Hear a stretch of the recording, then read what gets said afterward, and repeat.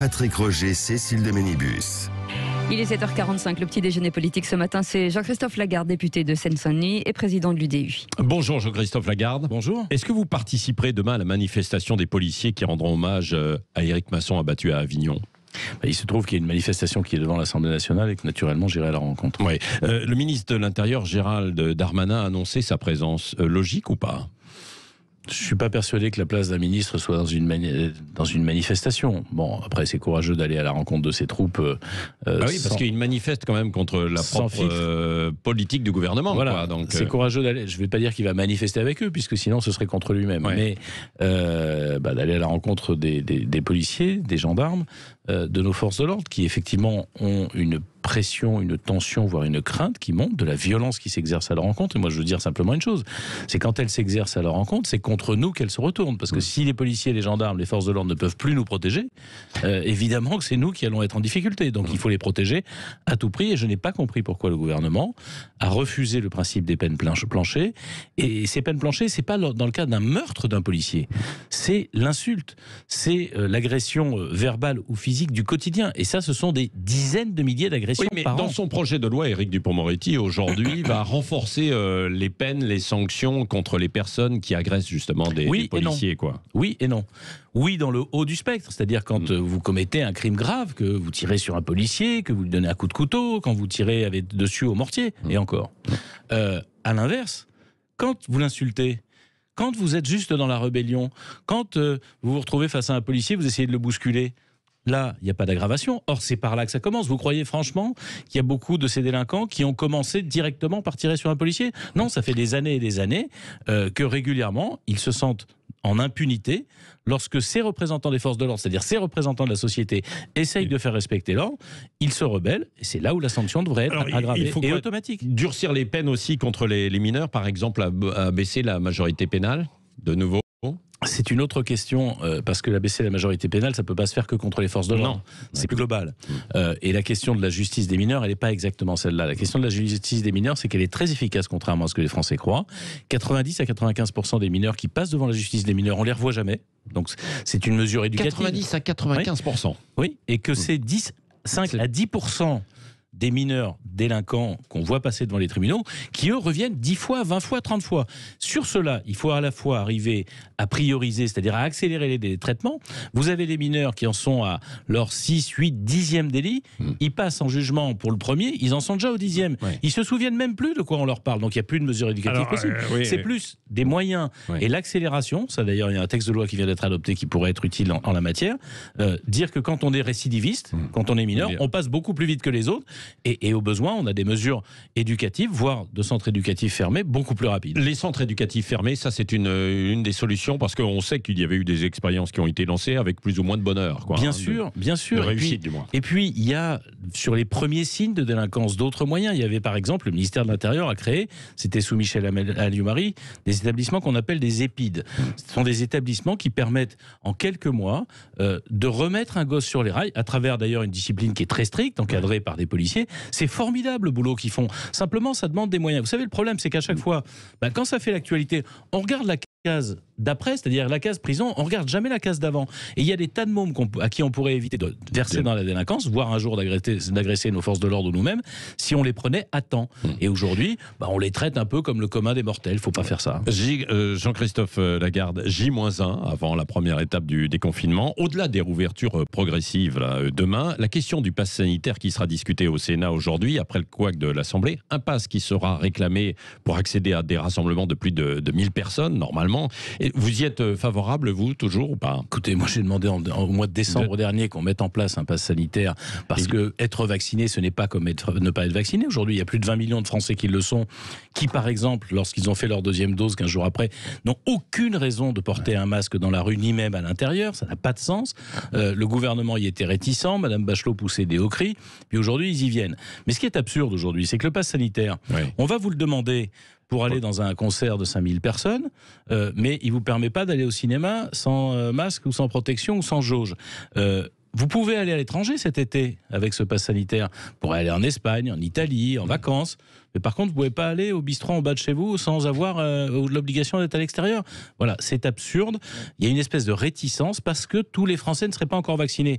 Est-ce qu'on doit attendre que le 67 millionième Français soit vacciné pour revivre normalement? La réponse est non. Oui, mais il peut y avoir inégalité entre ceux qui ne seront pas vaccinés. Mais vous ne croyez pas qu'il y a une inégalité aujourd'hui, entre ceux qui, peuvent sortir, peuvent pas sortir, il faut redébloquer le pays. Et ça peut pas se faire, comme on est tous conscients qu'on peut pas faire 67 millions de vaccins le même jour, on va pas faire attendre ceux qui sont vaccinés depuis 2 mois, 3 mois.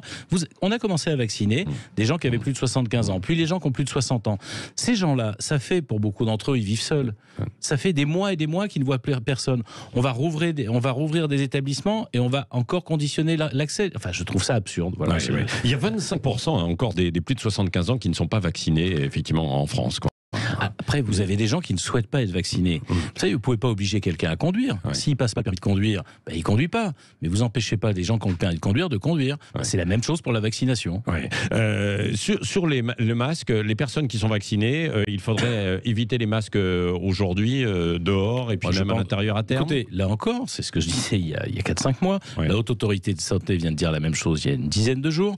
Le masque entre personnes vaccinées dans un endroit clos ne sert à rien. À l'air libre, très franchement, je pense qu'à partir du 15 juin, à l'air libre, il n'a jamais été très recommandé. C'est simplement parce que quand vous vous baladez dans la rue, que vous rentrez dans une boutique, si vous avez un masque sur le nez, vous le gardez.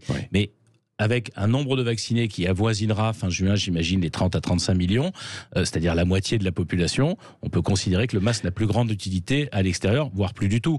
Là aussi, il faut relibérer un peu la vie. Oui, Jean-Christophe Lagarde, les Français ne font pas assez d'enfants, ne font plus assez d'enfants. C'est François Bayrou, donc, qui est haut commissaire au plan, qui l'a annoncé aussi ce week-end et qui dit qu'il faudrait renforcer l'immigration dans certains cas. Vous y êtes favorable aussi?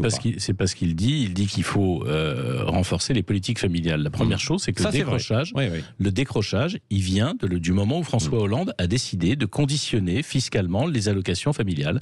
C'est-à-dire qu'il y a tout un tas de familles qui ne sont pas les gens riches. Vous savez, pour Hollande, c'était ceux qui gagnaient 4 000 euros par mois en famille. Ce qui étaient les gens riches, ce n'est pas les gens riches. Vous avez des gens qui avaient 300 ou 400 euros par mois, qui ont 131 euros par mois maintenant. C'est plus difficile d'assumer ces enfants et ça a fait baisser la natalité, qu'on le veuille ou non. Et c'est une idée qui était criminelle, que j'ai dénoncée, parce que depuis la libération, on avait une forte natalité par rapport aux autres parce qu'on soutenait. Et puis il y a d'autres mesures qui sont nécessaires. Par exemple, le développement des crèches. Les femmes peuvent avoir une carrière professionnelle. Avec un enfant, c'est difficile. Avec beaucoup d'interrogations. Avec 3, si vous n'avez pas de place en crèche, c'est pas possible. Et donc, soit on accompagne les familles, et notamment les femmes, pour permettre justement à la fois d'avoir sa vie personnelle, sa vie professionnelle et des enfants, soit on n'y arrive pas. L'immigration, c'est le dernier recours. Et pourquoi d'ailleurs il dit ça? Alors il parce que quand même. Attendez, si on n'a pas... Oui, mais l'immigration n'est pas nécessaire pour la même raison, je vais vous dire.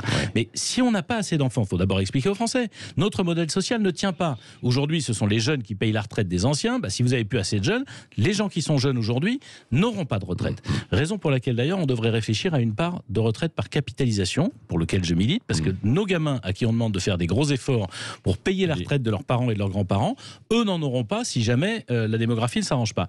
Enfin, l'immigration, le problème, il n'est pas du tout là. C'est qu'il y a des dizaines de milliers d'emplois que les Français ne veulent pas occuper. Arrêtons de nous raconter des histoires. Allez sur les chantiers, allez dans les arrière-salles des restos qui réouvrent ce soir. Fraises, la vérité, c'est que vous avez des centaines de milliers d'emplois qui ne sont pas pris par les Français. 850 000 qui ne veulent pas travailler dans certains domaines. Vous avez donc un choix clair à leur poser. Soit vous décidez qu'il y a un peu moins d'aide aux allocations sociales, aux allocations chômage, et vous êtes obligé de prendre du boulot quand il y en a, soit vous décidez que vous maintenez les allocations, mais à ce moment-là, il faut faire venir des gens pour bosser à notre place. Oui, Jean-Christophe Lagarde, la bataille des régionales, les listes déposées hier. Alors vous, l'UDI, vous faites alliance avec les LR, sauf en Aquitaine, j'ai cru comprendre. Et en Bretagne. C'est-à-dire que vous êtes avec Wauquiez, Bertrand, Pécresse, Muselier aussi, donc? Avec Muselier, évidemment. Le risque en PACA, tout le monde l'a compris, c'est la victoire du Front National. Du Rassemblement National. Non, du Front National. Il a changé de nom et pas de nature, vous savez. Le loup change de fourrure, pas de vis. Et on l'a vu d'ailleurs lorsqu'ils ont commencé à s'acoquiner avec d'anciens militaires qui voulaient dire que finalement c'était l'armée qui fallait reprendre. Vous comprenez encore le débat au sein des LR, parce que là, ça continue de diviser, le cas Muselier. Il y a une réunion ce matin sur le soutien ou non LR. Il doit bénéficier du label LR. Écoutez, pas, j'aurais compris ce débat si des élus LR s'étaient mis derrière un chef de file de la République En Marche. Renaud Muselier, je pense qu'il est républicain, RPR, tout ce que vous voulez, depuis 40 ans, 45 ans. Je ne crois pas que subitement il ait changé de nature politique. En revanche, j'ai vu des tas de listes qui avaient le soutien du MoDem en 2015. Le MoDem, il était pas particulièrement à droite à l'époque, il était même allié avec beaucoup de villes de gauche. Bon, donc les majorités locales sont des majorités locales, mais là il y a un risque, c'est que cette région, qui est une région parmi les plus dynamiques et qui a plus fort potentiel français, risque effectivement à la fois de basculer dans les mains du Front National, mais surtout du coup de s'effondrer économiquement. Vous imaginez le Front National dirigeant la Côte d'Azur ? Ouais. Le Rassemblement National, vous dites le Front National toujours. Alors 2022, c'est comme je vous ai dit, ils n'ont pas changé de nature. C'est pas parce qu'ils se cachent que je ne vais pas les démasquer. Oui. La présidentielle, c'est donc aussi dans un an. Il y a un candidat comme Xavier Bertrand qui, s'il gagne, donc sera, dit-il, l'anti-Macron. Il pourrait avoir vos faveurs ou pas ? Mais la question de la présidentielle se posera à l'automne. Deuxièmement, nous n'avons pas vocation à suivre quelqu'un. Comme aux européennes, nous avons porté un projet, comme aux européennes, nous avons vocation à le faire. Je vois pour l'instant beaucoup de casting, c'est-à-dire de présentation de personnes, pas beaucoup de projets. Or, les Français ont vu ce que ça donnait le casting. Finalement, Emmanuel Macron, c'était un casting. C'était plus jeune, c'était plus neuf, c'était plus beau, ça faisait Paris Match. Est-ce que ça a fait mieux ? Non. Bon, donc la question maintenant, c'est de savoir, est-ce qu'il y a des projets pour la France ou pas ? Pour l'instant, j'en entends pas du tout. Oui, dernière question avec Cécile de Ménibus, Jean-Christophe Lagarde. Oui, le docteur Jean-Paul Hamon, que vous connaissez, très présent dans les médias, est convoqué par l'ordre des médecins pour manquement grave à la déontologie, pour avoir traité d'abruti le chanteur Francis Lalanne, qui lui avait incité une foule anti-masque à s'embrasser en mars dernier. Est-ce que vous êtes choqué par l'attitude de l'ordre des médecins ? Oui, parce que l'ordre des médecins, il doit bien sûr préserver l'éthique des médecins, mais il doit aussi préserver la science. Dans tout ça, il y a eu beaucoup d'irrationnels. Et Francis Lalanne, on l'a connu. Tiens, il était candidat aux européennes, on se demande comment. Quand il incite des gens à s'embrasser sans vaccin, sans masque, ça veut dire simplement que c'est criminel, c'est de la mise en danger d'autrui. Et donc qu'un médecin dise que M. Lalanne est dingue quand il parle de ça et quand il dit ça, ça me paraît légitime, parce que si les scientifiques, si les médecins ne le disent pas, qui va le dire ? C'est pas les réseaux sociaux, il y a que des critiques dessus. Donc il faut bien qu'à un moment donné, les gens qui connaissent, s'ils savent, le fassent, et que l'ordre des médecins aille engueuler un médecin parce que, grosso modo, il admoneste quelqu'un qui a une attitude irresponsable. Bah écoutez, si les médecins ne le font pas, qui va le faire ? Ouais. Merci Jean-Christophe Lagarde, président de l'UDI et député de Seine-Saint-Denis. Merci à vous, bonne journée. Et dans un instant, le journal de 8h.